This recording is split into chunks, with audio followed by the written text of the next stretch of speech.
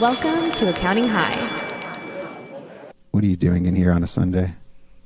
I'm supposed to be cleaning. Don't worry about it. Are you catching up on work? You're supposed to be away. Aren't you on a sabbatical or on vacation? I am. Don't worry about why I'm here. Okay. I won't worry about it, but I actually read the announcements for you while you were away. I kind of liked that. I was going to read the announcements for this week. Well, then read them. Are you coming back here to clean out your desk? Yes. Or you are cleaning out your desk? I'm cleaning it out. Because I'm taking over. Yeah, the students really loved my announcements. Listen, I loved the announcements, and I think you do. I think you do a far better job than me. So I think it's just time. I think it's time for me to leave. So you're going to clean the school now. You were the new custodian. I'm cleaning.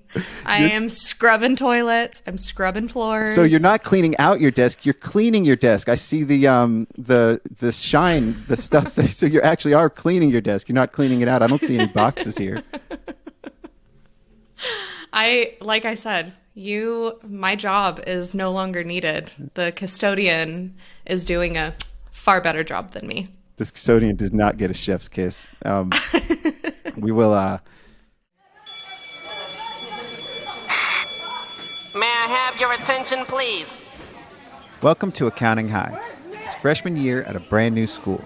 Here, we have no rules in place as we're on a mission to set our own traditions, so hang tight and learn with us as we grow. At Accounting High, you can expect to gain knowledge in a completely different way, with some fun and oftentimes colorful conversations with some of the best teachers in the accounting profession. Whether you loved Heights School or you hated it, here's a chance to be part of an unforgettable experience redone. While you're here, don't forget to follow us on Spotify, subscribe on Apple Podcast, or wherever you may be listening to us, so you don't miss out on any new episodes. And feel free to leave us a 5-star review for letting us know how the school year is treating you. In addition, share this episode on social media, tagging us at Accounting High. So sit back, relax, and open your mind because class is in session. I repeat, may I have your attention, please? This is another public service announcement brought to you in part by Accounting High. The views and events expressed here are of the next generation of accounting and tech professionals leading this space. The events and suggestions are not to be taken lightly. Children should not partake in the listening of this podcast. Anything else? Yeah. So without further ado, introducing the star of our show, Scotty? The front office lady, Miss Alex Miles, a.k.a. Miss Smiles. we're gonna have a problem here. Okay, well, let's use that as a basis for this foundation of this episode. So for our listeners, you're here with the front office lady of Accounting High, Miss Alex Miles, aka Miss Smiles. Thank you for joining me today. Thanks for having me, Scotty. I'm it's so excited. This is so weird. Is it? It is kind Why? of weird. I don't know, because people don't know me. They just know me announcing episodes. So this is like, we've never actually recorded together. You always record the announcements with nobody in the room. I only see the final product. So I don't know how many takes you're doing. I don't know. But You don't need to know how many takes I'm doing. Our listeners hear the announcements, the final product, even after like I've fitted into the episode and everything. So it just seems effortless. It just feels effortless. So I want to say you're doing a better job than I had envisioned when I came up with this idea of the morning announcements. You know, on podcasts, they do little intros or summarize the episode a little bit. So I know I pitched this to you when I had the idea. We need a front office lady. We need morning announcements, and you're sunshine, you're Smiles, you were Smiles before you were Miss Smiles. Miss Smiles was like the auto correction from the transcription when you said, I know. This is Alex Miles, and it said Alex Smiles on there. Oh, you ate that up. You were love that. so excited about that. And I just loved how you were like, do you hate it? If you hate it, I'll change it. And I was like, honestly, let's do it. Let's make it happen. Let's roll with it. And that's all Nix calls me. Yeah, Nick calls you Smiles now, and other people do too. I know that you have some colleagues at FreshBooks that call you Smiles or Miss Smiles, so Yeah. it sticks. I mean, it fits though too. I mean, it's kind of like if you said your name fast, Alex Smiles, like people might think your last name is Smiles, right? Yeah.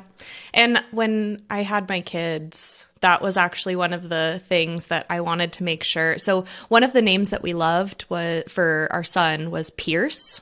I loved the name Pierce, but I didn't want to have it Pierce Smiles because of my name and how if I say my name fast when I'm like telling somebody my name to type it into a computer or whatever, Or a transcription.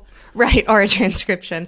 Everybody thinks that my last name is Smiles, and they're like, oh my gosh, that's so cute. And so I have to correct them, and I just didn't want that to be an issue for the kids. Sure. And so that was one of the things that it couldn't end in like an S sound, like my name is. But one thing you it's an X, did do with your son was you made a dope ass acronym with his name. Can you share that for the listeners too? Yes. So my son's name is Henry. His middle name is Alexander, and his last name is Miles. And so his initials are Ham.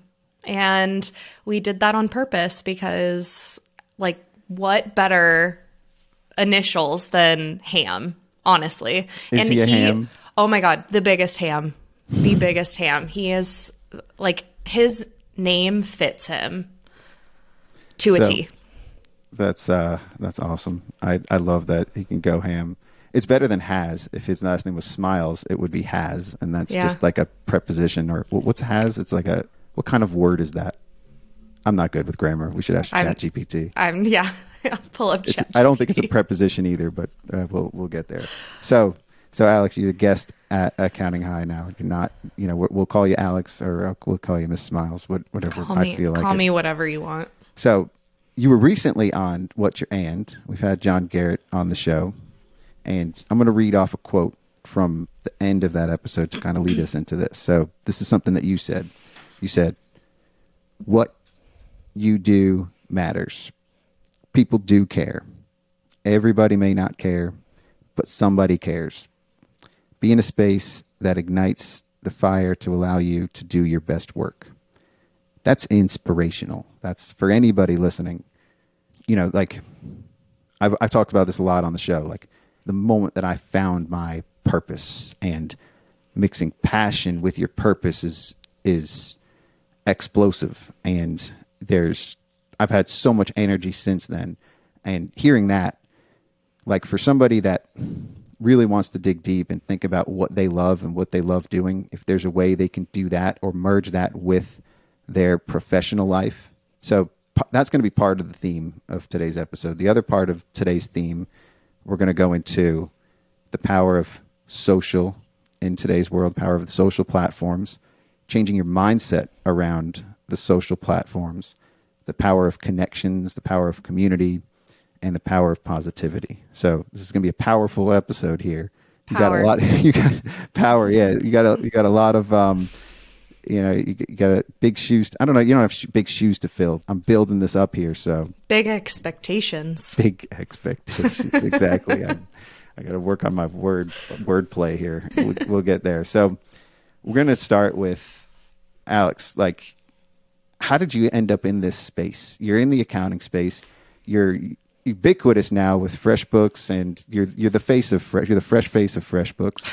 Let's just start with, how did you even end up in this space? Because before I even knew you, a lot of my other peers, my other friends, all knew Alex. Like everybody knew Alex from prior. Just tell. Like, I don't want to give anything away here, so I'm going to give the floor to you here. I've been doing most of the talking. I love that here. You're like tiptoeing around it. Yeah. So. Okay, I'll give a little background. So I am from Boise, Idaho. I graduated high school. I moved to Oregon, went to school in Oregon, got a degree in exercise science and a minor in health and wellness. And I wanted to move back. My husband and I, boyfriend at the time, or fiance at the time, wanted to move back to Boise. And we knew that Boise was where we wanted to be. And we just decided like I was going to move back. I needed to find me a job to get me to move back. I didn't know what I wanted to do with my degree quite yet. I just knew that I wanted to do something in the healthcare field, but I had no idea what it was going to be. I was like, do I go into something like medical billing? Like, because that sounds so much fun. And I do not like working with clients that have medical billing. It is the worst. Like the only clients we use or we work with are the ones that don't take insurance, because you don't want to get into medical billing. Like you need a full department to handle medical billing. Let's just say that if we're going to get technical here. Yeah. So I was like, I don't know what I want to do. I just need to find a job to get me to move back to Boise, to be my excuse to get back. So I got on Google and I searched like best places to work. Well, number one best place to work in Idaho for like 5 years in a row was a company called TSheets. I had no idea what TSheets was. All I knew was that it was ranked really high and they were hiring for a customer service representative. And so I just applied. Did you have any idea, like when you first saw the word TSheets, what did you think that was? Because a lot of the apps in our space have cute names, but some people may not even have any clue of what they do. Or what was your first thought? T-shirts, which is funny because a lot of customers, like people would sign up for trials with T-sheets and think that it was something to do with T-shirts. So I never ever put that kit together. Like it just, and even the logo looks like a T-shirt now that I see that, like the T-shirt, like, oh wow, that's another layer to this. All right. So I applied for T-sheets, got the job, moved back to Boise. I moved in with my parents. My husband was still in Oregon at the time. He was fighting forest fires and working through the summer for that. And I was there for a few months and fell in love with the company immediately. The culture was unreal. The CEO was unreal. Like just such an incredible experience that I got crazy about this company, and I wanted everyone I knew to work with me. I was posting about T-sheets on social, any internal social media contest that we had that was like, recruit your friends to work here. Oh, I was all over it. I was like, I could get a free car wash out of this. Hell yeah. I am going to post the crap out of T-sheets. And long story short, I got promoted to a customer experience lead, and then still posting about T-sheets and still crazy about it, I was approached by our marketing department, and they were like, our social media girl is going on maternity leave. Would you be willing to help us temporarily while she's on maternity leave? And I was like, wow, this is really cool. Yeah, heck yeah. Like somebody's recognizing the stuff I'm doing. Why not? So I was working half-time in marketing, doing social media stuff, half-time in customer experience. And when Kelly, my colleague that was on maternity leave, when she came back, marketing was like, we want you full-time in marketing. We just created this position called TSheets Pro Community Evangelist.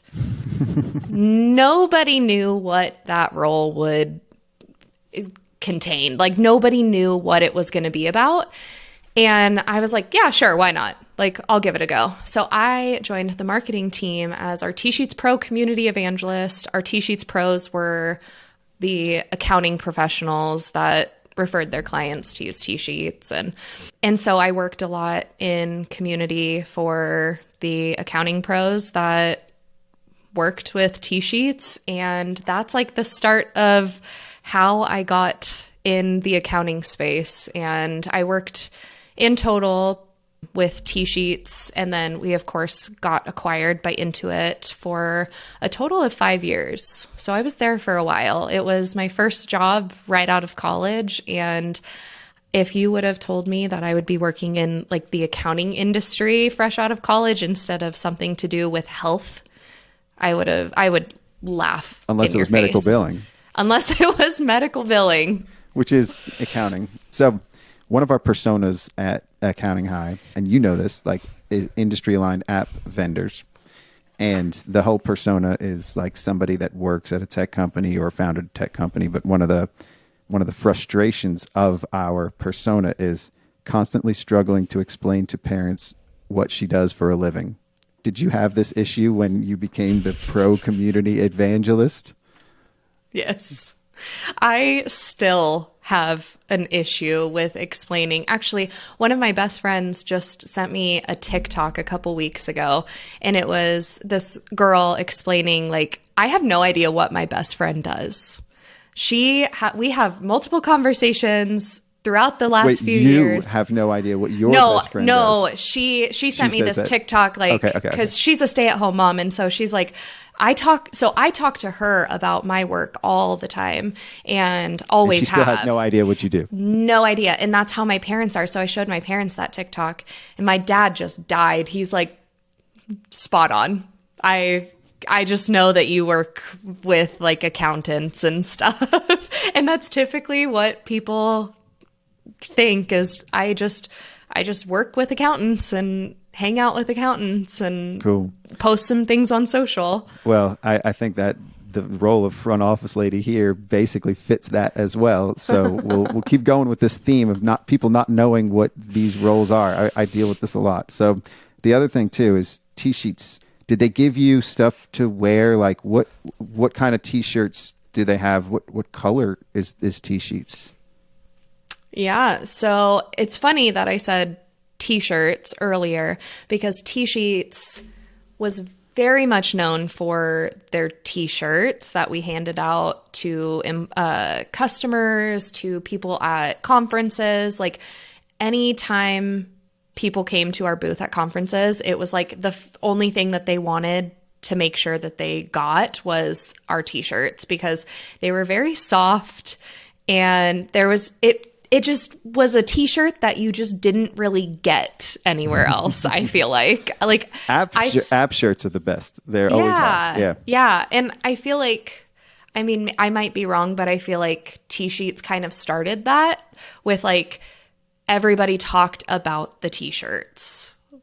It was when I first started at TSheets, that was one of the first things that they said was, we have the best t-shirts, just so you know. Well, this definitely fits into the theme of the socials being powerful, but also marketing being so powerful and being different. And what TSheets did and what you noticed was they inspired people outside of the profession and in the profession to have fans, not just followers or not just users, but it became fans. We talked about this in Sherrell's episode.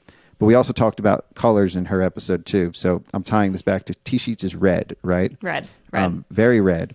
And on John Garrett's episode, you said that is your least favorite color. Explain yourself. That's a good point. I didn't even think about that. Probably because I never wore red. The t-shirts You had themselves. red hair when you worked at TSheets, didn't you? Did you do that for TSheets? No. That was the other tie-in too. No. So that's a good point. I have never thought of that. But the t-shirts that I wore for TSheets were black with the red T and then sheets. I never wore a red shirt. I did have red hair. And everyone thought that the reason my hair was red was because I was so crazy about TSheets. And that's maybe it not was the subconsciously. Case. No, you may not have maybe been. Maybe it was, but I did start the red hair trend or craze in college. So that was, okay.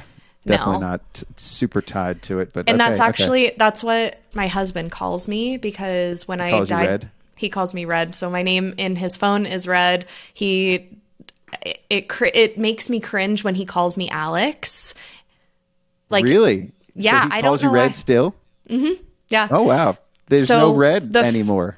No, the first time I ever colored my hair red, he loved it. And he was like, that's your new nickname is Red. And so it just kind of stuck. Yeah.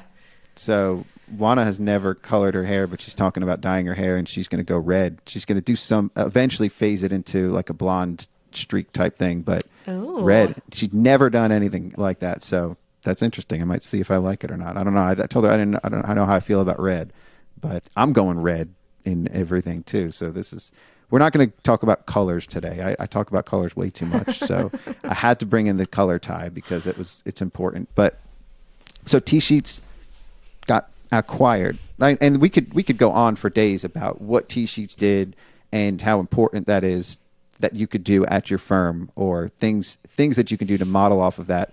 But I think at Accounting High here, I'm subconsciously or maybe consciously modeling off of things that TSheets did. We're having a tournament. Did you know about this? We're having calling it the ABC tournament now. It's not the ABC March Aptness because it's not March. This is the Accountant Bracket Challenge tournament.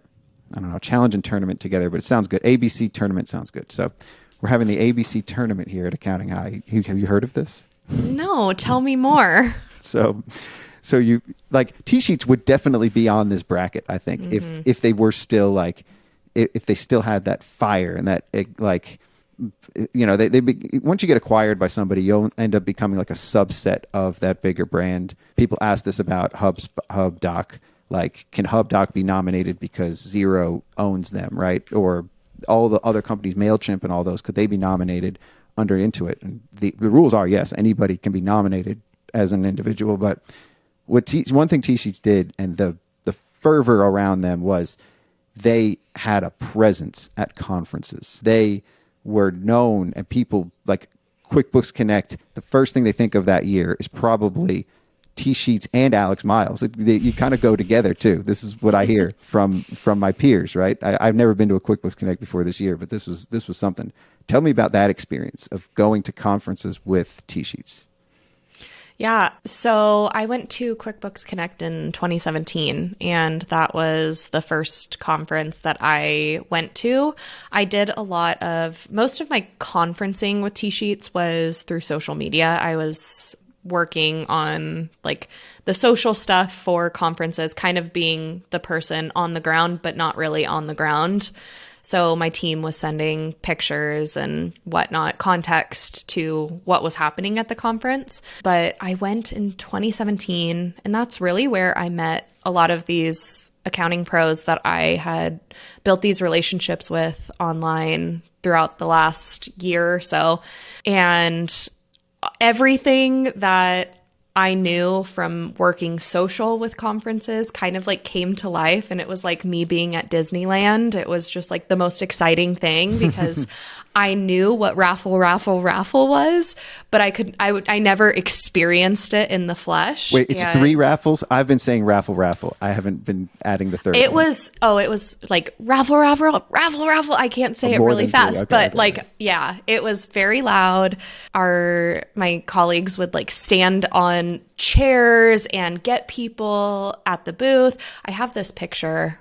I'll have to find it, but I have this picture of our booth, and I like walked way far away and got on a chair just so I could take a picture of our booth at one of our biggest raffles. I think we gave away $5,000, like a $5,000 check that year. And I just remember it was like it was a concert at our booth, which is actually kind of funny because our theme that year was like rock star theme. We were handing out drumsticks that were like labeled TSheets. I love this. Yeah. Keep going. Continue. Yeah. And it was like our world tour type of thing. It was a really cool conference. But yeah, that year I met, like I said, everybody that I had chatted with online through the TSheets community, and got to experience what an accounting conference was like in the flesh. And it just kind of like not reignited, because I was already ignited. It ignited even more of like, okay, I love this space. I love these people. This really is what it feels like it is on social. It's kind of what I mean by a shining star. In a sea of normal, in a sea of accountants, people don't think of fun when they think of accounting. This is my mission in life. This is my purpose, is to bring fun into this world. But that's basically what TSheets did. That's also what Expensify does. That's what other real good brands do. That's what Xero did. You know, there's a lot of that's what FreshBooks is doing. You know, there's a lot of different and fun. Being different and being fun in this space is more fun because it's not like you're going to a cannabis convention where everybody's, well, maybe not cannabis, but you know, like these conventions of like the big, exciting, fun things that are supposed to be fun, it's almost cool to be boring in those cases. Like, you got to be different, right? In this case, it's like, it's easy for somebody that likes to have fun, have a good time. Like, I'm seeing this concert thing, like this is what I want to do. I want to go to concerts and do raps for different apps. And I want somebody to have a little like stadium that I could go on with a mic and do a rap for them. You know, I'm trying to do this I think I would have done a TSheets rap if they were still around. I know that there was some kind of closeness or ties to Expensify back when you were there too. You got to meet David Barrett, and he came maybe to the office. Is that you want to share some of that too? He was a big guest on our show. So yeah, if you didn't know, you don't say. Yeah, our second most listened to episode. Yeah, David Barrett came to the TSheets building or the TSheets office.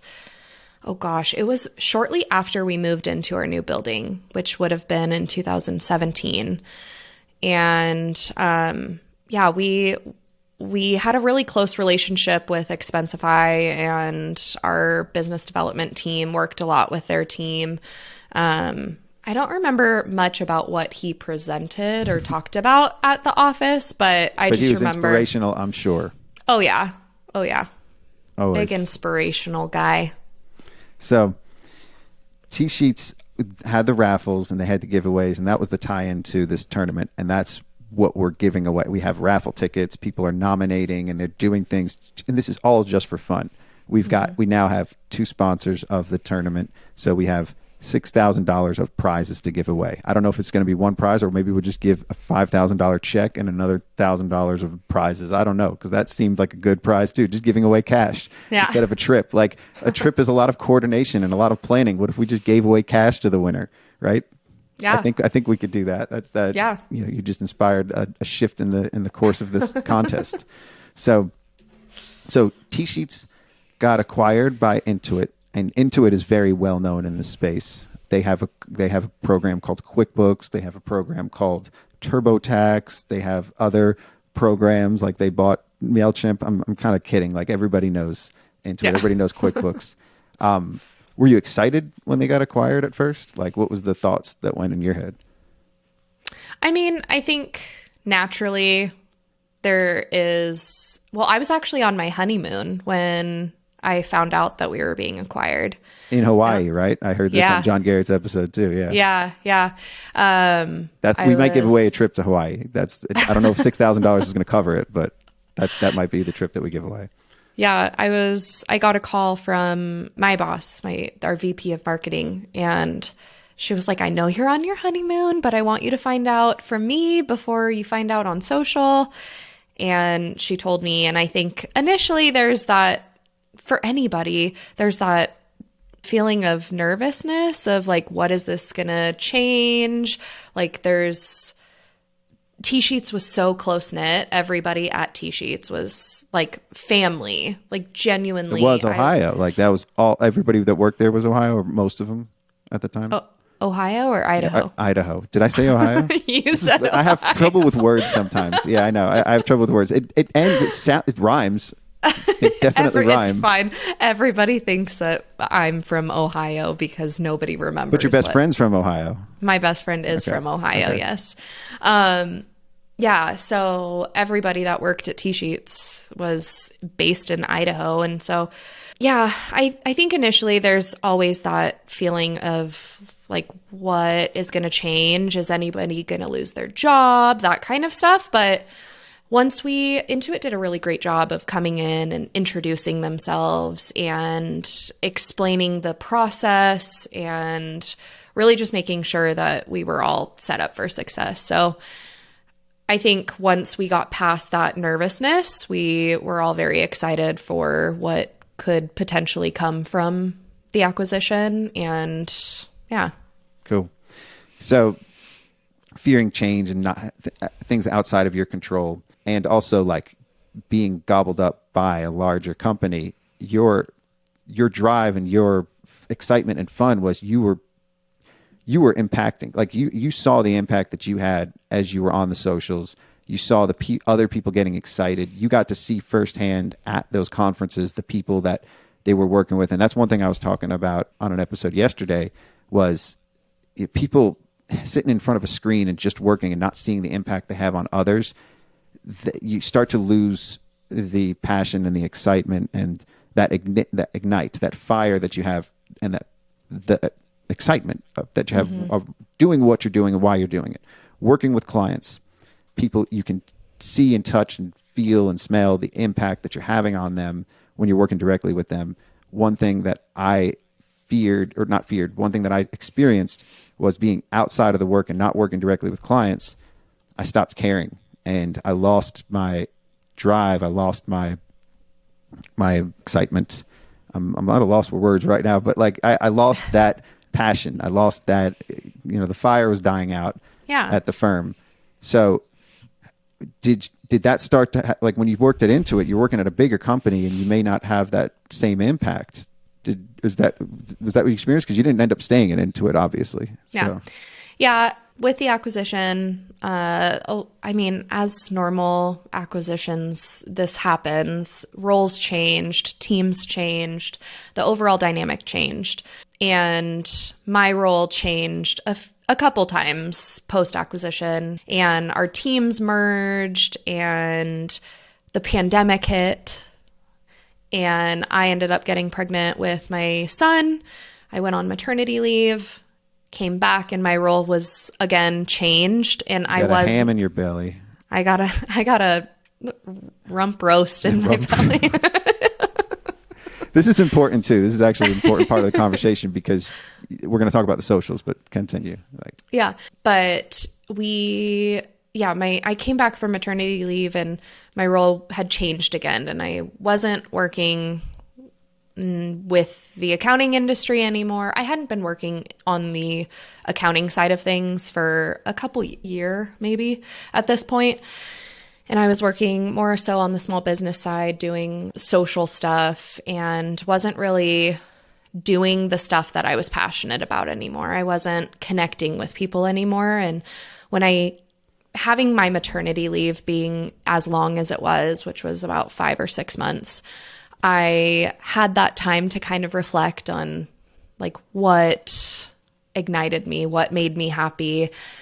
And I came back and my role had changed and I still wasn't happy and I wasn't fulfilled. And I think it was just, I hit a point where I was like, I need something different. I think it's time to move on. This company has been so great to me. Like, I love everybody that I've gotten to work with and the experiences that I've had, but it's time for a change. And so I reached out to my old boss who I worked under at TSheets, Misty Megia, who you know. I do. She's always been somebody that Shout out to Misty. Yeah, shout out to Misty. We love Misty. Yes, but I reached out to her because she's always been somebody that I have just admired and looked up to as a mentor in the space. And I was like, I don't know what to do. I need help. Like, can you just guide me, help me? And she was like, well, I actually have a friend that is hiring for a community manager. It gets you back in the accounting space. It gets you doing something that you're passionate about. You need to shine. I'm going to get you in contact with her. And so that is how my FreshBooks journey began, because that friend was Twyla that Misty connected me with. Shout out to Twyla. Big shout out to Twyla, my counterpart on book reports. So, FreshBook reports, to be clear. Before we get to FreshBooks, we're going to talk about, you have a big following on Instagram, right? You almost have 10,000 followers on Instagram. I mean, that's got to be a big number. 10,000 is always like the big number on all the platforms.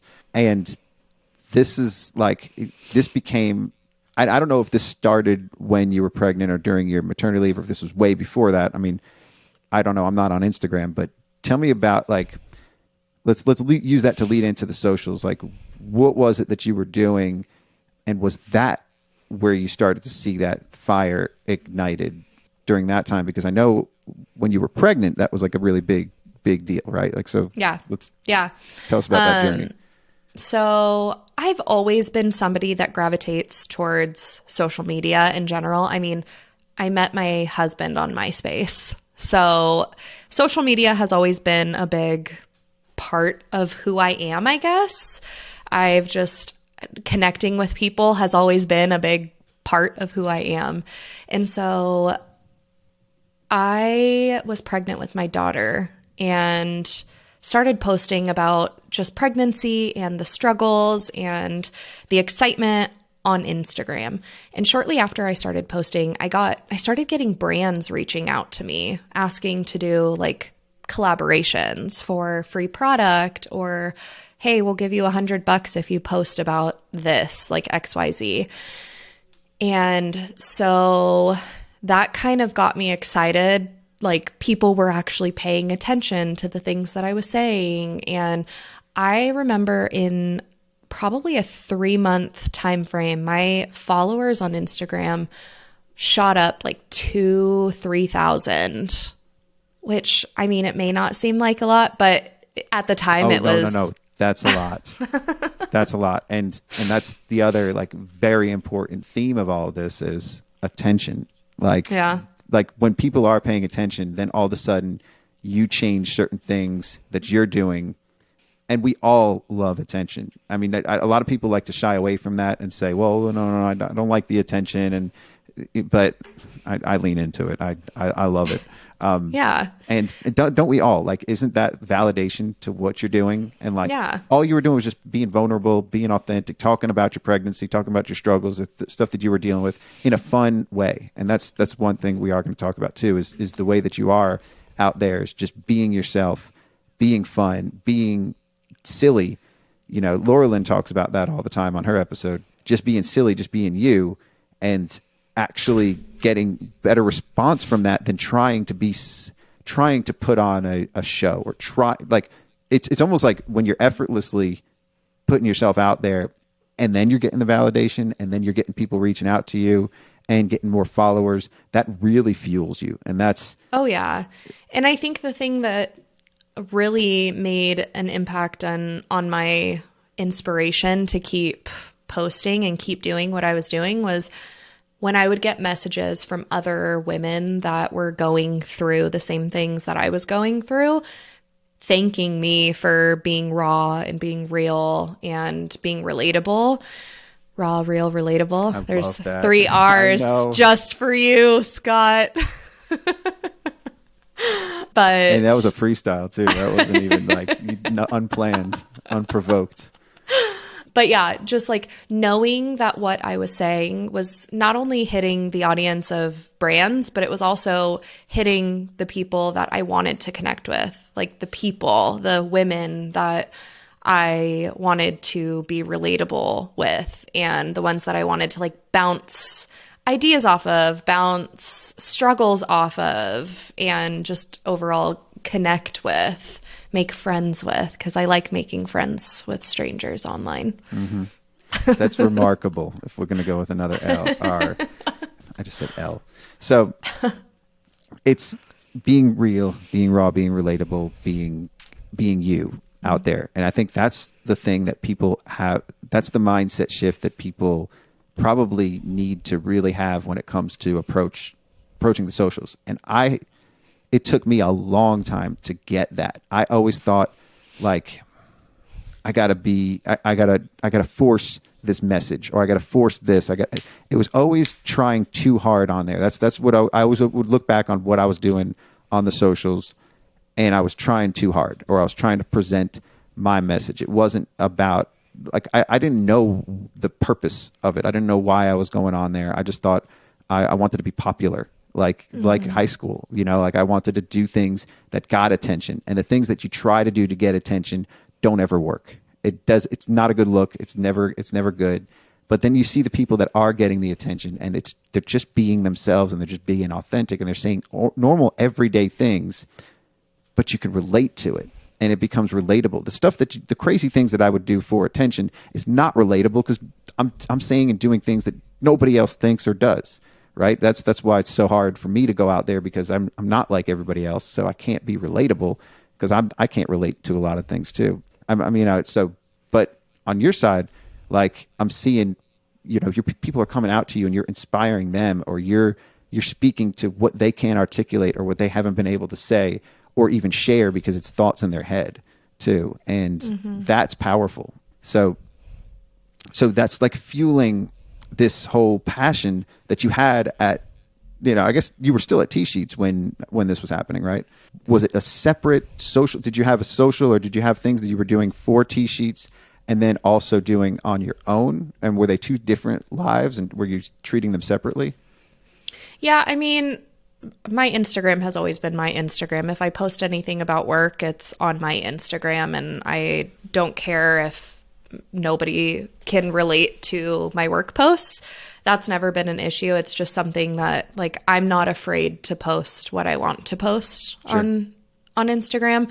Twitter, I had 2 separate Twitters at the time. I wasn't really super active on my personal Twitter, but when I got hired on at TSheets, part of the training was TSheets was a time tracking software. And so one of the trainings was clocking in via Twitter. So you had to create a Twitter account for the training. And a lot of people create that Twitter and don't do anything with it. But because of the space that I was in, I just used it. And that's where I met a lot of the people that I've met. The accounting people. Yeah. Tax Twitter. Tax Twitter. Twitter, QBO Chat. QBO Chat was a big one. QBO Chat, I've never experienced that, but I hear a lot of people talking about it. That's how you met John. That's how you met Sherrell and others. That's interesting. That was its own community within an app. That's crazy. Like, Carbon's got their own Carbon community. FreshBooks. This leads into what you do now. You've built something within FreshBooks. You helped build something within FreshBooks that is a model off of QBO Chat, right? Maybe we should just get into that now. So I guess I want to drive the point of the being the socials, being yourself on socials. Just to kind of tie it into any everyday business, you can do both. Like, the business doesn't have to be separate from your personal. I think that they blend together really well, like Dave Barrett says, like a salad dressing. You mix them together and it can be really delicious. It can be really, and it can be inspiring for others, but you don't have to really try when you're just putting your whole self out there, whether it's work or home or fun or serious, whatever it is, whatever you're feeling. If you're true to that the whole way, you don't ever have to really try to be anything. Well, and I think going back to the John Garrett episode that I was on, he talks a lot about, his message is allowing employees to talk about what they enjoy doing at work and opening up that space to talk about the things that they're passionate about. But I think that I also take that to my personal life, and I'm passionate about what I do in my work.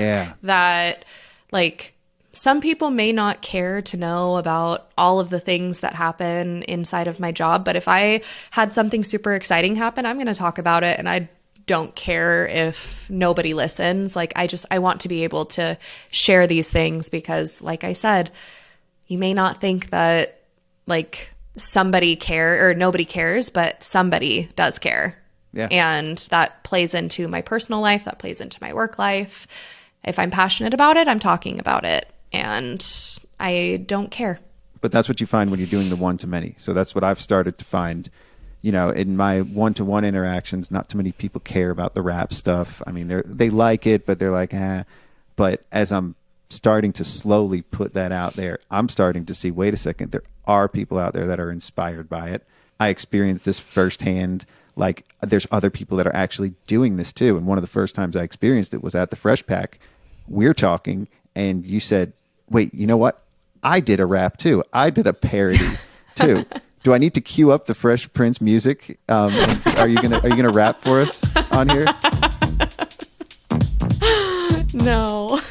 Like, there, and this has happened more than one time. Not just like when I was at Appy Camp, a couple of people came up to me and showed me the raps and the things that they did, and that's amazing to me. Like, that's that. Like, I don't have a loss. I have a loss for words when people come up to me and share what they've been doing and how much more comfortable they are with it because they saw what I was doing, and that's something that, you know, I didn't mean to make this about that, but I think that's also part of why you can be yourself out there. And once you get to that one to many, you will see the people that do care, because there are people that you will inspire. And, you know, maybe it's not the people in your everyday life, but then you start to meet new people and you start to make new friends on there, and everybody's a friend. And that's how you see the socials. That's how you see the world. You know, I've grown to know you since the Fresh Pack meetup last year, and I see that you're making friends with everybody and anybody. It doesn't matter who they are. You're seeing the good in them. You're seeing the positive, and you're optimistic about everything. And so the power of connections, the power of community comes with that power of that abundant mindset and that positive mindset and that outlook on life. And I think you can carry that with you in your firms, in your business, on the socials, in your home, in your personal life. If you have that positive outlook, then all of a sudden everybody around you is happier too. Is that like... Oh, 100%.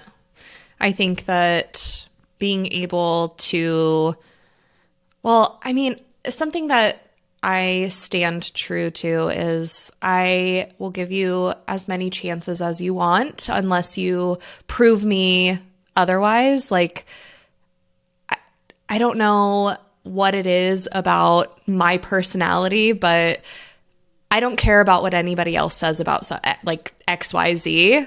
Yeah. I need my own experience with somebody or an opinion or anything like that. Like, I don't know where I'm going with this. So I just lost my train of thought. No, so you've done this a lot with in situations I've seen. Like, you know, there's maybe a lot of people look poorly on somebody and you see the good in them, right? So right. And unless you show anybody. me otherwise, you have a shot, you have a chance. I'm not going to judge somebody based off of somebody else's opinion on them. Yeah, well, not only that, like the judgment, and you may see something in somebody that they don't see in themselves, and that's important too, to know, like, and that's the way I've always approached life, and I've tried to be, you know, I've tried to do that, but most of the time it just comes naturally. Like, I am a very positive person, and I like everybody. I because I want everybody to like me. That's usually my driver. Like, if they're a grumpy. If they're a grumpy person, or they're like nobody likes them, or they have this bad rep, it's almost like a challenge to me, because I want them to like me and I want them to smile to me, because they're not smiling to anybody else. Yeah. And so I'm going to see the good in them, and I'm going to make them laugh, or I want to befriend them. And I think that's very important though, because it's not their fault. I think a lot of times the people that come across as grumpy or come across as quiet or reserved, it's not because they are dislikable or they are bad people. It's just sometimes that's just how they are, or it's a mood, or it's something else that took them to that place, and you know, it's not their fault anyway either. So you can always find the good and find somebody's spark and somebody's, you know, igniting that spark in them, and sometimes it is an outside person that ignites that spark. They can't ignite it themselves. They need somebody to help them. I saw a dope video on LinkedIn where somebody had two lighters, and he was lighting them both up, and then he dropped one of them in a cup of water, and then took it back out, and it wouldn't light up, and then he held it down, and then used the other lighter to light it, and then all of a sudden the fire's lit again.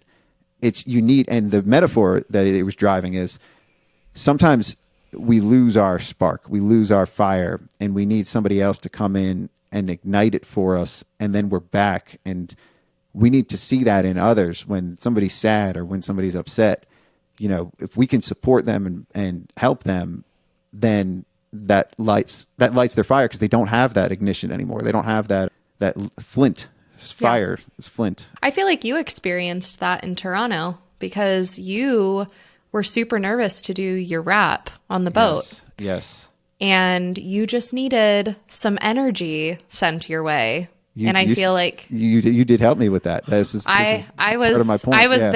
I was there with the lighter. So to flesh this story out, I don't know if I've shared the whole thing, but I was so excited about doing this rap, and it's all I was talking about.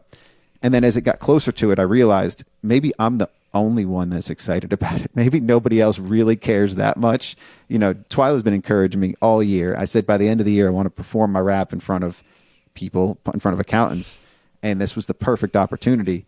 And I was chickening out because nobody really cares. Nobody's going to pay attention. Nobody. And you basically said the same thing that you said on John's episode. You said it's, people do care, and everybody may not be paying attention, but there are people here that care. And you started pointing out, Kenji, Nikole, and it, like, those are the people that you, and I don't remember the whole conversation, but it fueled me to do it. And then I ended up doing 2 wraps, and the second one didn't go as well as the first one, but I didn't care. Like, I was actually still into it, and I was excited about it. And I knew that it, the first one was epic. Like, everybody was into it, and more. Everybody was so excited. Everybody had their phones out.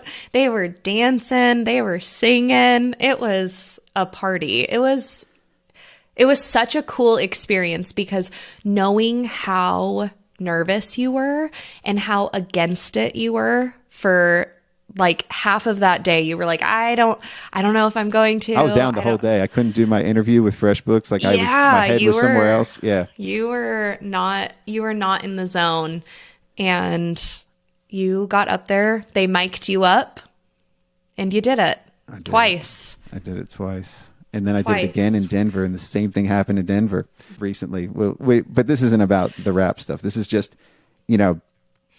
being there and seeing that in other people, or actually caring enough to know what's wrong. You said you knew something was wrong with me that day. Like, you didn't know me that well, but I was off. I wasn't like my normal self, and I was preoccupied. I was in my head. I was tunneled in. And so, it takes people out there that can see that in others and paying attention to others, and not just paying attention to yourself. And I think that's one characteristic in people that I'm noticing now is, like the power of empathy, or the power of putting yourself in other people's shoes too. And how do you do that on a social platform when you don't really see the context of other people? You just see what they're putting out there, and it may look all positive. How do you have that supporting role there? And sometimes people do put the negative out on socials and all that, but it's so much harder because you don't have that full day or full like perspective on the context. You don't have the tone of their voice sometimes, like on Twitter or on LinkedIn. So I guess I also wanted to talk about like differentiating between all the socials and what's, even on the private communities too, like FreshBooks, like, and the others, like, and on Slack. Like, one thing that you said that you do differently is on your Slack, you do the voice memos, and on phone, you do the voice memos instead of text, and you're not that good with text and the written. And I think that comes with the context of what you're trying to say and the inflection and the other things. So how do you put yourself out there authentically if some people are reading it differently and read it out of context or read it without that? So do you have a preference on the social platforms because of that? I feel like, going back to Instagram, a lot of what I post on Instagram specifically is just like my day-to-day stuff. So you have your Instagram stories, you have your Instagram posts. Instagram stories are like I know you're not on Instagram, and people that are listening to this probably know what Instagram is, but just for your sake. Well, but you also have reels too. You have stories, posts, and reels. Yeah. So there's another one. I don't know any of these things. So enlighten me. So Instagram stories are available to watch for up to 24 hours. And that's kind of more like in the moment, what's going on. Your posts are just like the static posts that are on your page. Sure. Reels are videos, TikToks type content. And a lot of what I do on my Instagram is I'll post something like, whether it's about my kids, or lately I've been making margarita making videos. Mm-hmm. I post that on my on my page as posts, static posts. On my stories, I make sure that I show up there as like the non-curated content that I'm putting on my actual page. So yesterday, for example, I posted a video of me holding the kids. It was a picture, but I made it was a live photo, so I made it into a video. Like a loop? An actual video with the sound and everything. Oh, cool. because it's a really funny picture. So the picture itself was really cute. I had both kids in my arms, and it was a mirror picture. And What's a in the mirror picture, in front of the mirror. In front of the mirror, yeah. And how did you manage that? Your kids got to be heavy, both of them. I mean, have you seen my muscles? Yes, I actually have. So yeah. Yeah. So I've got the muscles here. Yeah. No, but Tatum just rips in my arms, like lays the biggest fart in my arms. You said rips, and I didn't know if you were going there. So that's great. I want to see this video now. Like the biggest fart in my arms. And I was like, I really hope that live picture caught that up. All of that. And it did. And so I posted that picture on my story, then posted the actual video on my story, just like showcasing, like, it's not always just this cute. Like my daughter just sounded like a 50-year-old guy farting in my farting in my arm. Another video that I posted was like I was having a really cute moment with Henry, very cute moment with Henry. And you hear Tatum coming out and she's like, "Mom, come look at my poop." And I was like, so this is all jokes and fart jokes and all that. This is what we all laugh at. This is the universal funny. Exactly. So, I mean, outside of all of that, postpartum, after I had both kids, I shared a lot about like... Or the picture would be postpartum, right? Like after the picture. Yeah. But after I had my kids, we've talked about this here and there. I dealt with a lot of like postpartum depression and postpartum anxiety. And that was also something that I utilized my platform, connecting with people on and sharing my experiences with. And a lot of the stuff that I posted on my Instagram stories was not the cute, like baby pictures, not the pictures of me with my makeup on. It was like me in the trenches, me being relatable, because postpartum is hard and like life after giving birth is just hard. And I just make sure to always let my audience, my friends, whoever's watching my stuff know that like I do post a lot of curated, cute, fun, edited stuff, but like this is me at the end of the day. This is the stuff I'm dealing with. I'm dealing with a hard day at work, or a hard day with my kids, or my kids farting on me and telling me to come look at their poop. Like I'm still me. So don't believe all of these don't think that all of these curated posts. Yeah. Don't think that all of these curated posts is like my everyday perfect family life, because it's not. Nobody's perfect. So the people that do the best on the socials are the ones that have those layers to them. And Nikole, like one of her most popular posts, and the ones that people reference when they mention Nikole, to me, they talk about the day in the life of a business owner. And Nikole went one day and just like basically wrote everything down that was in her head, all of her insecurities, everything that was like coming up, the highs and the lows of the day, and how erratic it is to be like a business owner, entrepreneur. And that had the most impact, and that was like one of her most popular posts. And it's because you're showing both of those layers and you're showing your vulnerability, yet in context of whatever else that your platform is, or that your brand is, and that you're trying to put out there. So there is a way to do that intentionally and to fully be yourself and present both sides of it, because that's the difference today in today's like world, is we don't have two separate worlds of here's my professional self. And some people do. Definitely there's a lot of people that still have an entirely different persona that they put on outside of work and inside. And I'm starting to see that too. People come up to me and then they're their real selves, because I'm my real self everywhere. So they feel comfortable to be themselves around me. But then all of a sudden, like on the socials or somewhere else, then they're this different person and they're buttoned up again. And like, wait, that's not the one I know. And that's not the person I know. They're different around me than they are around everybody else. What's up with that? Like, and then I always get this reinforcement of, but yeah, you can be you. That's you. I can't do that. I have to be somebody else. And I don't understand that. I don't understand why. Why can I do this and somebody else can't? Like, what am I doing differently? And I don't get that. But Right. that's another question, I guess. What can people do to really like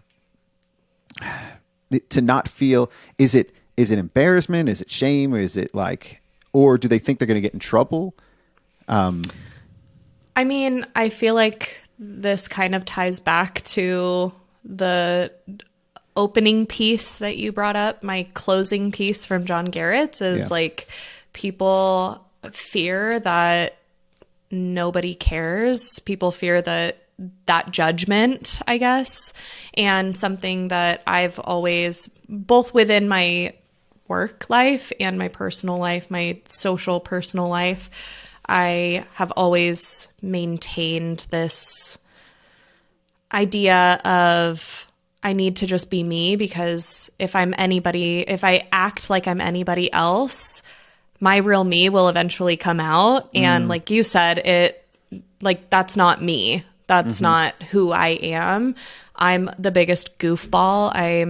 I throw out corny dad jokes all the time. Like, I bring that to wherever I go. And I may not be everybody's cup of tea. And I've learned over the years that I need to be okay with that, because I'm not doing myself a favor by pretending like I'm somebody else. You're not everybody's cup of TSheets. I'm not everybody's cup of TSheets.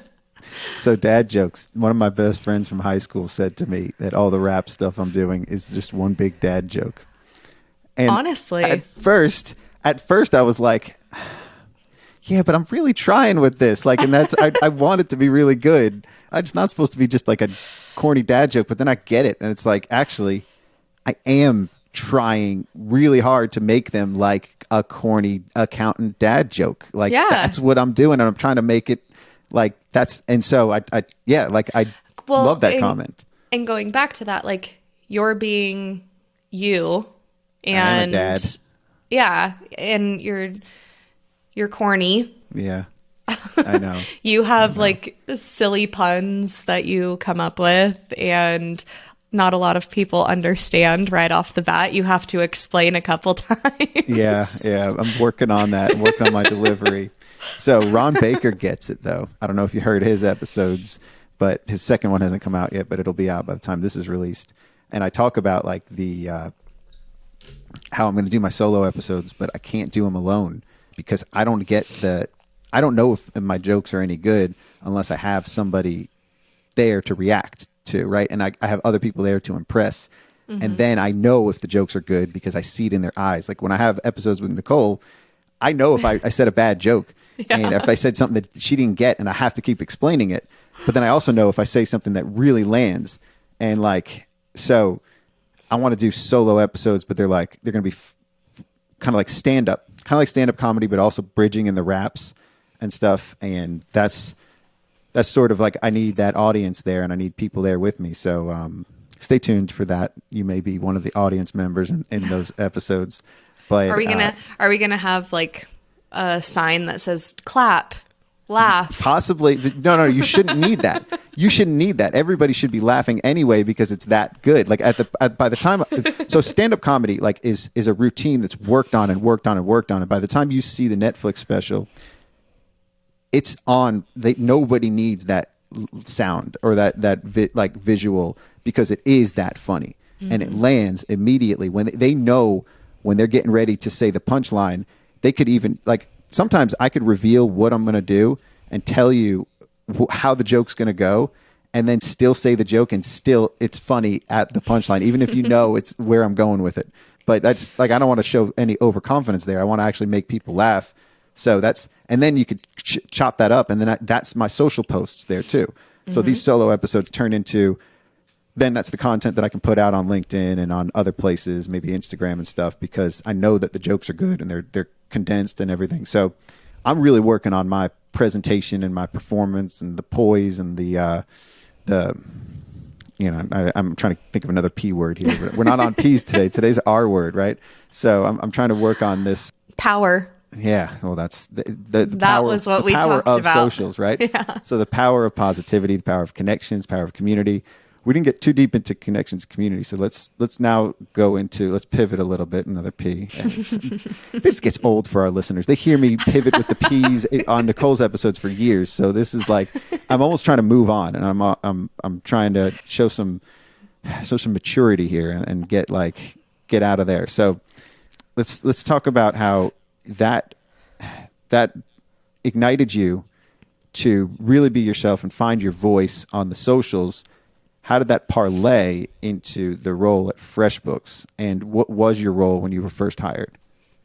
My role when I was first hired was community manager for the accountant channel. So I built the online accounting partner community for our accountant channel at FreshBooks, which is just an online, it has discussions where our accounting partners can connect with one another. They can connect with us, the team, complete challenges. Challenges are like little activities that you can complete to earn points, cash them. Yes. Total gamification. And it was something that I did. Cashing out for good stuff too. I know. Keep going. And I did the same community for TSheets. So I had experience doing it. And it was something that I, again, loved doing at TSheets. So I was super excited to start doing it again at FreshBooks. And so anyways, long story short, back in October, I was promoted to partner program manager. So working more so alongside Twyla in building out our overall program strategy for the partner program, getting in person with our accounting partners, getting face-to-face with people, attending conferences, attending outside events, really just connecting with people. And after our Fresh Pack event back in September, I realized that this is what I needed all along, was this in-person stuff to really reignite what it is I'm passionate about, what it is that energizes me to continue doing my best work. And people, at the end of the day, there's another P word, people. That's our next episode. We're going to do People 102 on on Varsity Tips. Yes. But great. It is a P word. Yeah. People, at the end of the day, people are the purpose. This is what me and Nikole say all the time. This is perfect. Perfect. I feel like I should be a part. You might need to be. You might need to be part of the varsity party. Ooh, that was Man. Varsity party. We'll punctuate that now with a period and let's keep going. Anyways, yeah. People are what ignites me, and being in person with just my team, with our accounting partners, I am energized by that in-person connection, being in community with people and getting to know people outside of a screen. As much as I love connecting with people through a screen, I love connecting with people face to face even more, and being able to find out more about who they are and creating more of a deeper connection with them. Because there's really, Twyla and I talk about this a lot, even meetings with our team, planning sessions, all of that. There's really nothing that compares to being in person doing these things than through a computer screen. In the world that we live in now, everything is very remote. And so being able to have those opportunities to connect face to face is so much better and so much more beneficial than through a screen. So there's proponents of remote working and there's proponents of in-person office. And I think anybody has to find the best of both of those. And I've somewhat started to get there. We had an office, my team, I just talked about this yesterday on Accounting High Times. My team loves working remotely, and I feel so disconnected from them because of it, because we have our T days, like meetups where the together days, it was Tuesdays and Thursdays. Now it's just Thursdays. And we all get together and maybe we play a game online, but it's never the same. Everybody in front of their screen is not like how it was on Fridays when we used to watch Game of Thrones together. We used to get lunch and we used to all just hang out and watch Game of Thrones. It was like Fridays wasn't even really a work day. People would just come in just to hang out if they wanted to. Now, like, since we had no office, I would try to get everybody together and to go out, maybe just to go out to eat once a month. And still people would cancel if things would come up. Finally, everybody came out last week. We all went out to dinner and it was great. It was no tension, no work. Like there was work talk, but it was all fun. Like it was light, lively, and we were all friends. Like we were all just hanging out as friends, not as colleagues or coworkers, but we are colleagues, coworkers. You know, it wasn't like Scott's the boss. I gotta be like, I'm the most immature out of all of my team. And I say the most inappropriate things out of all of them. So nobody has to button themselves up around me. Like they know me and I'm like, you know, so in that case, like I make them feel comfortable, but also we can all bond and be together without it being in that same context of an office. So that's the important distinction between like having an in-person team and having a remote team. It's so important that if you have a remote team, especially people connected all across the country, is getting everybody together. And that is really important. Like when I took them all to XeroCon this year, like they had such a great time. I maybe didn't even hang out with them much at all because I was hanging out with all my other friends, but they really enjoyed it. We did all spend a day just walking around like the square, whatever they call it in New Orleans. And like, just, I did hang out with them for like a whole day and it was great.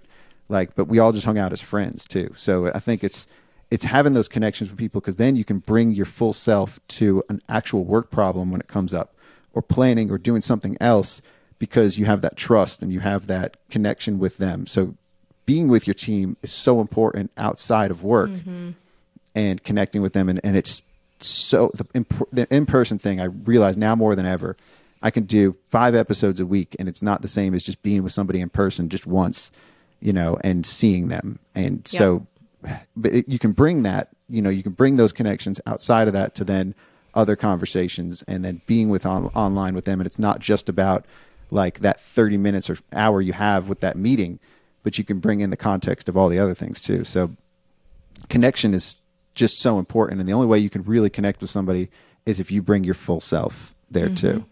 So, and you know, I think that you're learning that because you used to work in person at TSheets, right? That was like so that was a different experience. Than was Intuit actually remote, or did you go into an office did you go to the TSheets office for Intuit? Yeah. Up until the pandemic hit, I was in the office, and then the pandemic hit and everybody went remote. So there is an office here still, and there are employees, I believe. I have friends that still work there that are still going into the office. But up until I left, I was still very remote, only remote. And my entire team was based in California. So, and now my entire team is based in Canada. Right. And you just met your team for the first time, like in June of last year, right? So that was like, so how was that experience? Almost a year after I started. So I started at FreshBooks in July of 2021, and in end of June of 2022 is when I got to meet my team and Twyla for the first time in person. Oh, wow. Isn't that like, so meeting, so you're no stranger of this, because you meet strangers and then you befriend them online, and then you become best friends with them and meet them in person for the first time way after. This sounds like it needs to be an episode on Dateline or something. It could be after the fact, after something bad really happens, then it becomes a Dateline episode, right? Like, but so far you've navigated this pretty effortlessly. Like you meet your people for the first time after years of knowing them. That's got to be like, to me, I would be nervous. I would be awkward. I would not know what to say, or I would be afraid that they're judging me in a different way because now they see me. So now maybe they don't like me as much as like I'd be too insecure to do something like that. So tell me about that experience. Yeah. So I have 2 close friends that I met through a Facebook group in college. It was this fitness Facebook group. Facebook. Yeah, it was like an all women Facebook group that we don't even remember how we found this group, but we somehow stumbled upon it and we were all crazy about it.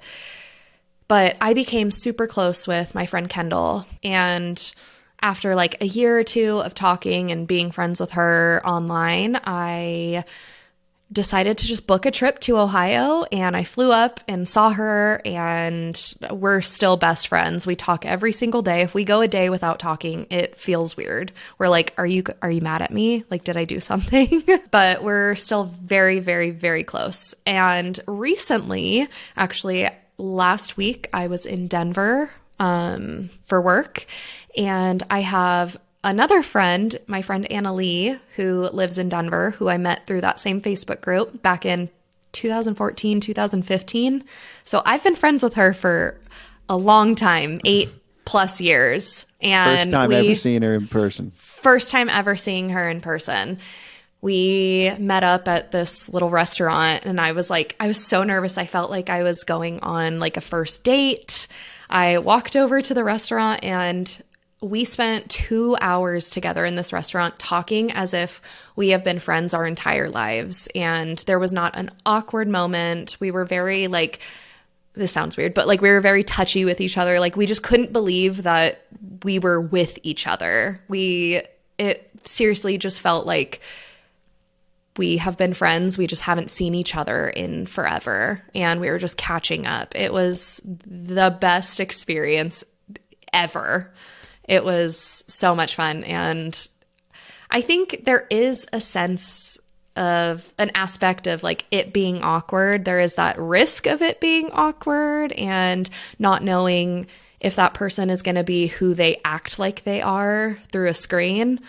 But that's a risk I'm willing to take, especially. Well, I think you're in control of that, though. I think that in a way, we make it awkward. I would be making these situations awkward because I'm thinking about how they think of me, and then I turn it into something that's about me, and it's not about them. And if you make it about meeting them for the first time, and it's not how they're going to judge you, then all of a sudden it's effortless again. That's what I've noticed in any of my interactions. If I can get over myself and get out of my own way, then the interactions are always so much better. And I can look back on any of the poor interactions I've had or any of the things that didn't go well, and it always goes back to, I got in my own way. And I did something to make it awkward. Yeah. I did something to do all those things. So I think that's one thing to always keep in mind too. Is, you are what you put out there, and what you pay attention to, and how you are around other people. And I think it always goes back to being present and being there and giving them your attention too. And I think that's another thing. We didn't really touch on that. I started a new series, Attention Detention, and we haven't really talked about attention much, but it's an important topic, because if you give somebody your attention, you're going to get it back from them inevitably anyway. But it feels good to be paid attention to, and for somebody to care about the stuff that you're doing. So if you can do that for other people, eventually you're going to get that back too, and in other ways outside of that or within that same conversation. And it's going to feel better because you feel better when somebody's paying attention to you, and when somebody's giving you that time to talk about your feelings. And so it's really important to just be in touch with that. And I think you have to give attention to get attention. Ooh, I like that. I like that one. Yeah, you do. Yeah. You give what you get what you give. You get what you give. The more that you give away, the more that you have. That's a Halsey quote. And I got a few others in that bag, but let's just leave it at that one. The more that you give away, the more that you have. And the more generous you are with yourself, the more you'll get back. And I think that's a huge lesson on the socials. The more that you can give, the more information you can give, the more, the more content, this is about content too, right? The more content you put out there and the more that you give away, the more that you get back. Jason Staats talks about this a lot. Not expecting anything in return is super hard for some people, especially in business, because everything that we do, we're putting out there, our advertisement, because we want people to come back to us. We want people to flock to us. Here's our best foot forward. Here's what we can do for you. This, and this. But everybody can do that. Everybody can do those same things. What can you do for them? And what can it's like flipping the paradigm almost, or flipping like, how can I help? Like, what can I do to help? I'm not expecting anything in return. Terrell Turner, he's been huge help with me at Accounting High, and I don't know what I did to deserve this, but he's inspirational. He's coming up with ideas. I think we're going to be writing a book together after a conversation I had with him yesterday. Like, he's just a huge help, and he doesn't expect anything in return. And that blows my mind, and it inspires me. Like, I now am helping people, and I found myself in situations because of how he's been. I'm now doing that with other people, and it's inspiring me, and it's like paying it forward almost. And that's a gift like that he's given me. And it's not the stuff that he's doing to help with Accounting High. It's that whole way of being. And you've been like that too since I've known you. You just are there to help. You just want to help. I'm here to help. I'm not like here to win. I'm not here to, I'm not here to compete or anything. I just want to help. Yeah. I don't want to compete. I want you to win. I want you to have a good time. Yeah. As long as you're good and not mad that I'm winning. Yeah. That's just like an important way of being in life, is putting yourself out there and being generous with yourself, because it will come back to you too. So it's hard for some people. It's really hard for somebody like me, because I'm so self-involved, because I have so many ideas. I have so many things I'm working on, that once I finally can get out of myself, then I'm happier again. And I'm more generous with everything. But then I have a big idea again, and I got to share it. I got a rap that I'm working on. I got to play the rap for everybody at least once. I want to see their reaction to it. And I want to, because it's like, but I also feel like I'm bringing them some joy, I'm making them laugh or something like that. So I don't know. I've learned a lot through people like you and people like Terrell. And I think those are the ones that do well on socials and that attract others. So something Nikole too, like something that she just sent to me. She's having some trouble finding clients on LinkedIn, but she just found a new employee on there, or somebody that's interested in working for her. Like, that's the harder thing to find these days. She's worried about finding clients, but she's finding employees there left and right. And that's the hardest thing in our industry right now. Staffing is the hardest thing. So if anything, if you're just going on socials and putting yourself out there just to finally attract the types of people that would want to work for you, that is so valuable in an economy, in an industry right now that is having a huge labor shortage. So I think that's, again, you attract the people that want to be around you anyway. So then everything else seems effortless. It's almost like you're cheating. Like the people that Nikole has working for her are her friends, and they enjoy working for her because they knew her already. They knew her beforehand. Right. And I think that goes back to what we talked about with like being authentic and in how you show up on social, because people want to work for somebody that is the same person that they thought. Like, this person that reached out to Nikole showing interest for working for her, she's exactly how she is in person as she is on LinkedIn, on social. So they're not going to be disappointed, because they already see they already like what they see with how she shows up on social. Yeah.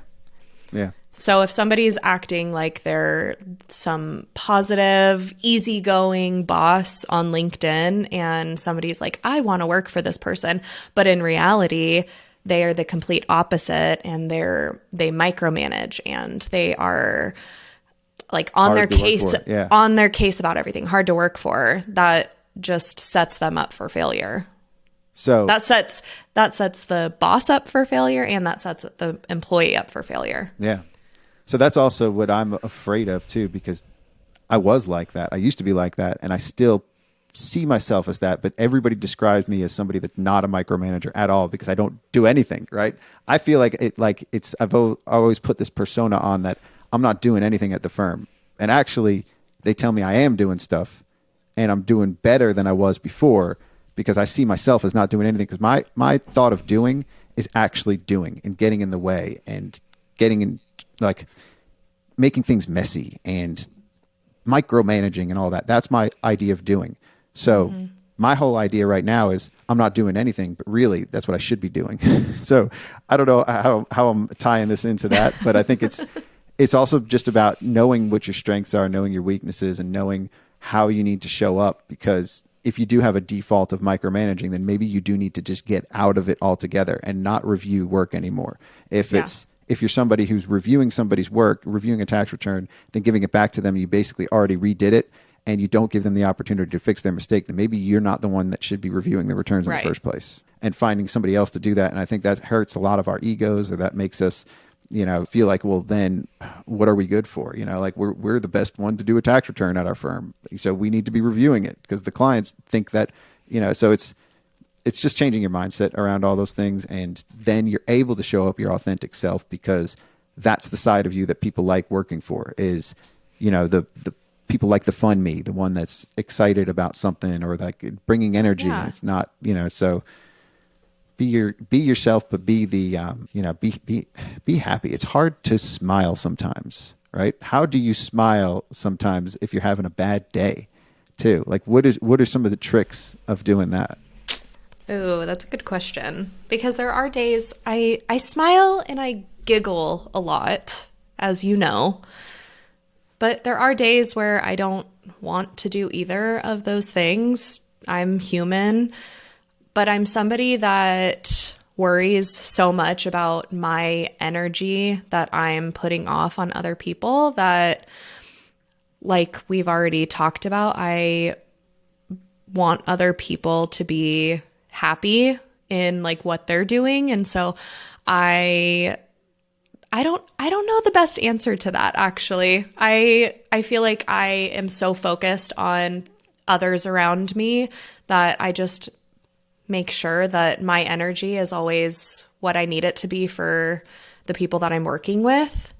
Okay, and so how about this? What? You're focused on the people around you. If they're happy, that turns that into a smile. But what if they seem stressed? Does that also carry itself to you, and does that make you stressed too? No, I feel like I overcompensate and I focus on what can I do to get them out of this funk or get them out of this mood. And I'm a helper. I'm an Enneagram too. So I focus a lot on helping other people get to a state that they want to be in, or that I feel that they should be in. What can I do to support you? That is something that I've been trying to add to my vocabulary and say to people early on, like, not how you can help me, because that's my default. How can I support you, and how can I help you?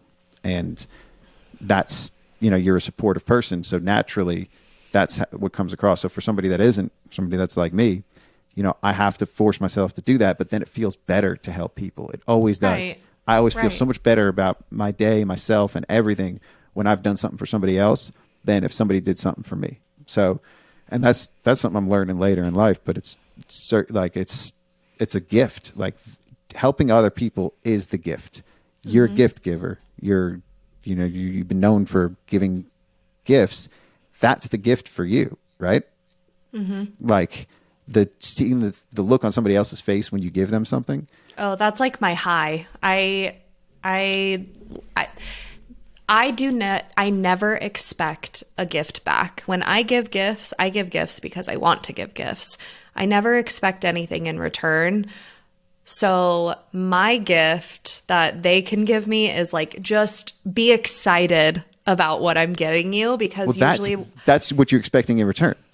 Yeah. Is that. And if you don't get that, then that really drains the gift. Like I know that feeling when you give somebody a gift and they complain about it, or they say something that they don't like about it.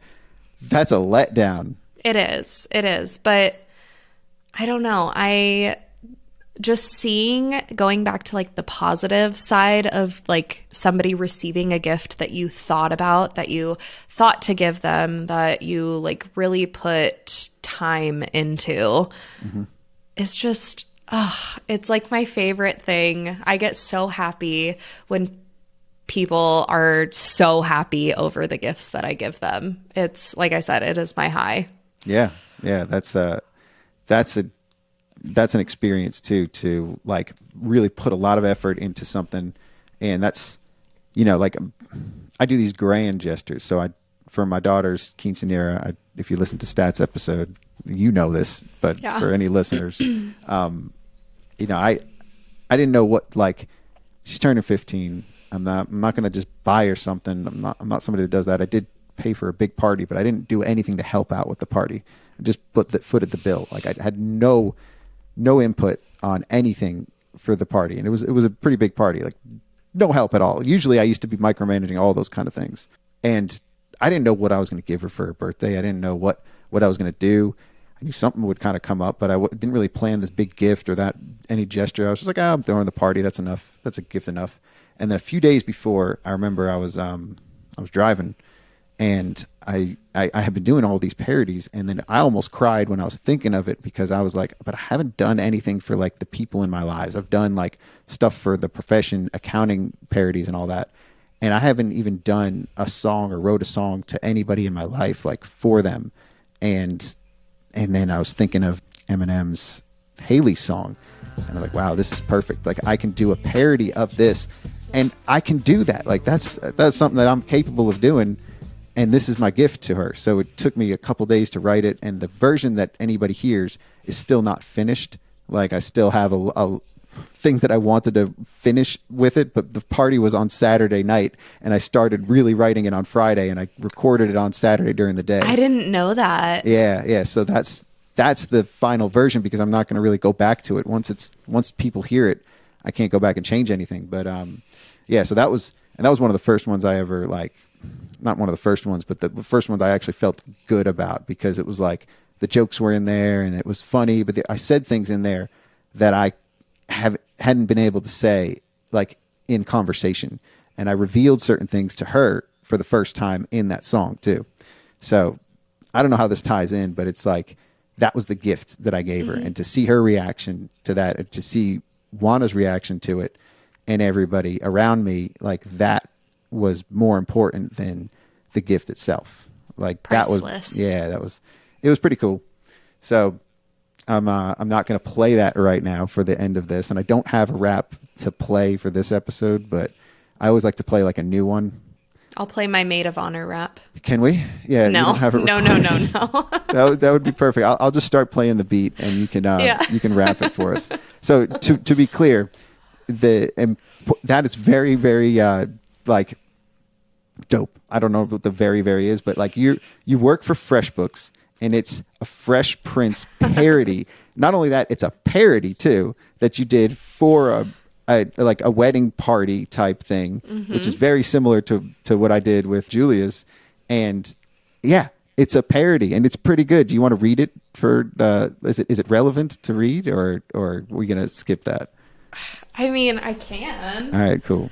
I'll do part of it. Yeah, do part of it. If you really want me to. Well, I have to find anybody it. made it this far in the episode, they're going to want to hear it at this point. I don't know about that. Okay. And we will rap. Yeah. We will rap with your rap, with the Miles rap. Yeah. Okay. Are we ready for this? I can't believe I'm doing this. This is Miss Smiles. This is her debut on air. So it is. So this was for I'm just going to set the scene. This was for my husband's brother's wedding, and I am very close and have been very close with my sister-in-law ever since they started dating. I was actually the one that introduced the two of them.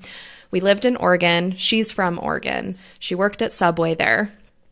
She has RBF, so resting brat face. Yeah.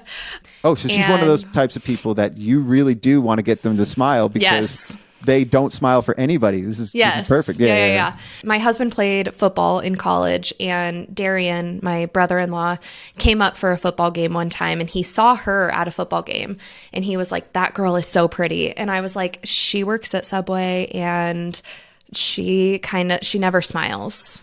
Like, that was my first thing that I said to him. I was like, she never smiles. Miss like, Smiles I don't know if she's friendly or not. And so one day I went into Subway because he would not stop bugging me about her. Mm-hmm. He was just like so in love with her from just first sight. So we went into Subway one night, and I was like, hey, his brother thinks you're a babe. And that's kind of how it started. So that is how I was like, you know what? Instead of doing a maid of honor speech, I'm going to do a maid of honor rap, because why not? So it was to the Fresh Prince of Bel-Air. And I started with just like kind of talking. And I was like, when I sat down to write my speech, I wasn't exactly sure what I was going to talk about, blah, blah, blah. So then the music started. And so it goes, now this is music now. No, All right, now right. this is a story all about how Kate and Darian are married now. And I'd like to take a minute, just sit right down. I'll tell you how their love started in her hometown. So then it's like, do, do, do, do. Ian will put the music in there. Yeah, he will. Yeah. I love this.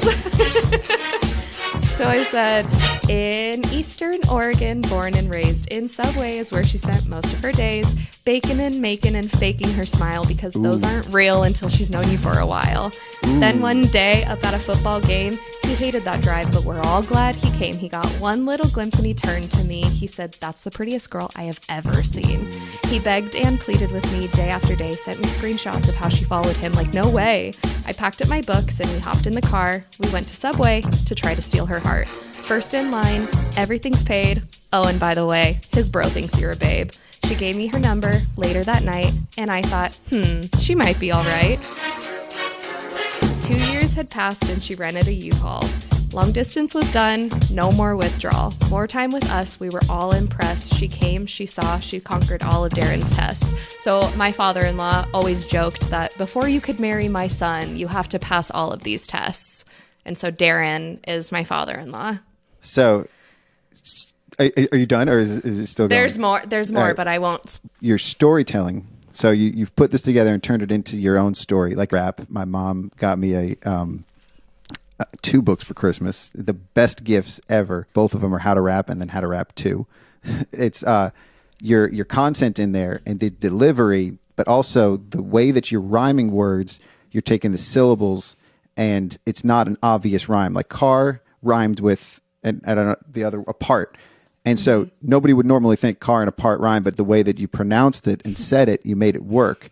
And that's what made this really good. Like this is actually not just an amateur rap. I know it's the first one, but it's legit. Like it's I would grade this an A. Like this is good.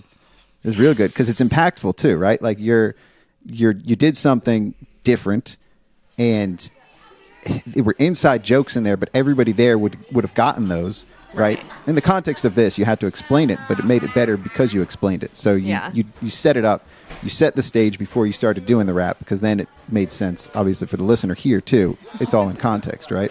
So I love that. That's you got a future in parodies, Miss Smiles. Woo! I know. So I got Lil Toddler's approval.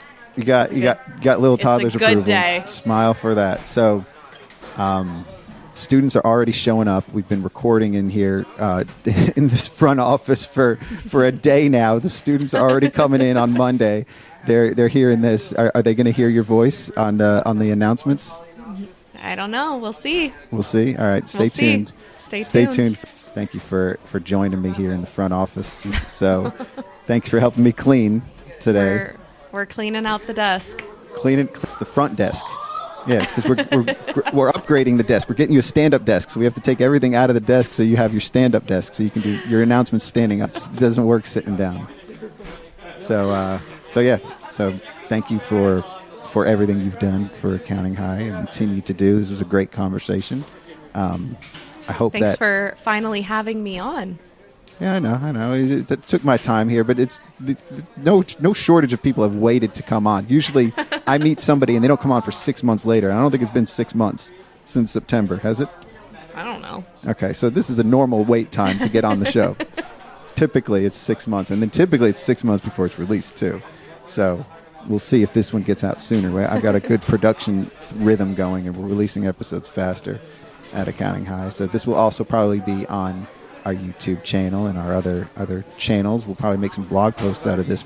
That's kind of what the point is for the faculty here. It's not just reading the announcements. We might be doing other series and talking about different topics and how they bridge this whole power of connections and power of community and power of being yourself and on the socials and the power of you, right? And the power of a smile. Be you. Be here, be you, and belong. Thank you, Twyla, for this sweatshirt. Thank you, Twyla, for for Miss Smiles. Without Twyla, there's no Miss Smiles in this whole Accounting High experience, right? So thank you, big hugs around. I don't know what else I'm going to say there, but thanks, Alex Miles, a.k.a. Miss Smiles. Thanks, Scotty Toddy. Ooh, that's one that you made up too. That's another name I have on my monikers. So, hey, as much as I love Lil Toddler, I think I'm okay rapper right now. Like I'm phasing names in and out is something I do. Like Sons of CPAs, Accounting High. I have this whole idea of other things that are coming next. So, stay tuned.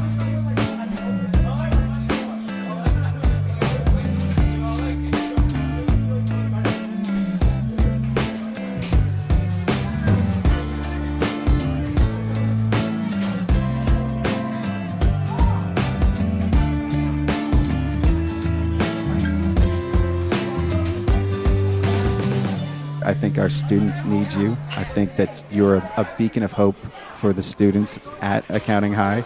You're a shining star in the accounting sphere.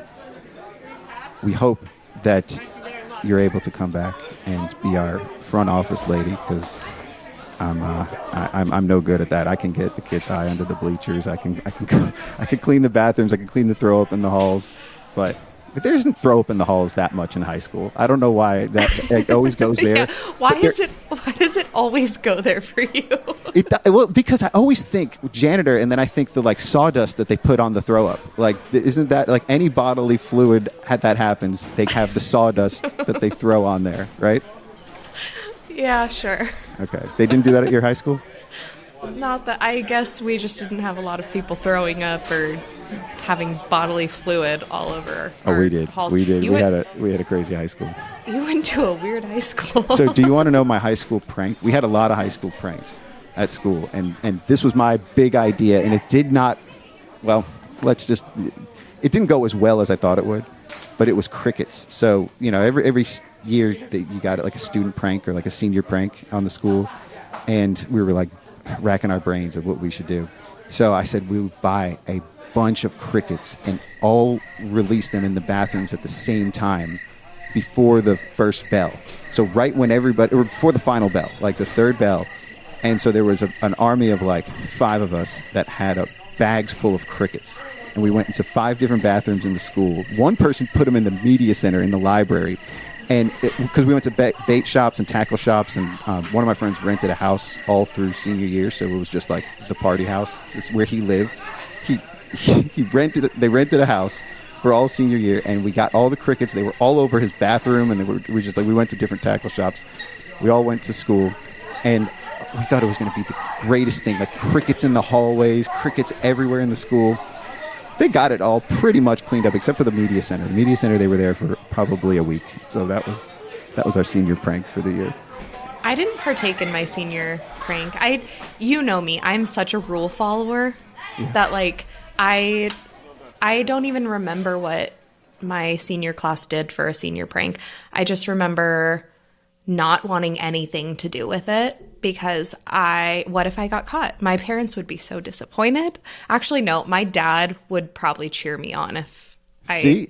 So this is kind of like how my kids are too. Julie is such a rule follower, and she does the right thing. Even last night, Frankie, I'm like playing video games with him, and like we were playing Mario Kart, and every time he hits me with a red shell, I say, and then he's like, how old do I need to be before I can say bad words? And I was like, I don't care. You can say whenever you want. He's like, I don't think I'm going to. I'm not supposed to. Like, he's supposed to be a rule breaker. He's supposed to be like me and doing. So I don't know. Julia's never broken the rules. She's never done anything bad. So I think maybe I'm like your dad there. Like, he's probably encouraged you most of your life to break some of the rules. Yep. So yeah. He's always been very stern with me, but I just feel like my dad, the older I get, I think more than anything, the reason I'm such a rule follower is because my siblings were awful in their teenage years. Awful in their teenage years. And they're 10 plus years older than me. And so I witnessed a lot of the things that they did in their teenage years. And I was old enough to remember those things One year, I remember my sister went to a party. She was in high school, and like an hour after my dad dropped her off, he had to go pick her up because she was so trashed. And they came back home, and I just remember she was at the toilet, and my mom came in, and she's like, "Let her die." An hour into the party, she's already blackout drunk. Like, drunk. how old was she? Probably like 16. So I got to meet your maybe. sister. This sounds like the first time I got drunk. Oh my God, you and my sister would hit it off really wonderfully. Probably. So first time I ever got drunk, we were on the football team and we had a bye week, and me and my buddy, we were good. Like, this was like, well, no, we weren't good, but we were like the two receivers on the team, and we had a bye week. And we decided we were going to go get drunk because we were going to be on TV that night. So we were on Friday Night Football, is what they have every week. And the whole team was going to be on TV. And it was like toward the end of the game. So we were going to go to another team's game first and then go meet up at the school, get on the bus, and then they take us to the news station. And so we had the bright idea. Let's get really, really drunk so we're still drunk at the studio later. So we took his parents' vodka, straight vodka, and we filled up the little plastic cups. You know, the cups that you get at a stadium, like at a game. I don't know, like a plastic cup, right? Yeah. A full actual cup. We thought, well, we better drink a lot so we're still drunk later. We didn't know how it works. I drank the whole thing in one sip, and I don't remember leaving his house, but I do know that I threw up in my parents' back seat of their car, all over the house, and then they threw me in the shower with my clothes on, and then I woke up. But all of those were like vague memories. All I remember is waking up like crying and not knowing what happened, and then I got kicked off the football team, and other things happened there too. Oh no. Yeah. I got a lot of stories like that. I always pushed the limits to everything. I always did as far wrong as you can, and then worked my way back. And obviously, I've been a responsible drinker. I don't drink vodka that much, though. That's why I don't drink vodka. So, yeah. Yeah. My high school stories are pretty boring because I was such a rule follower.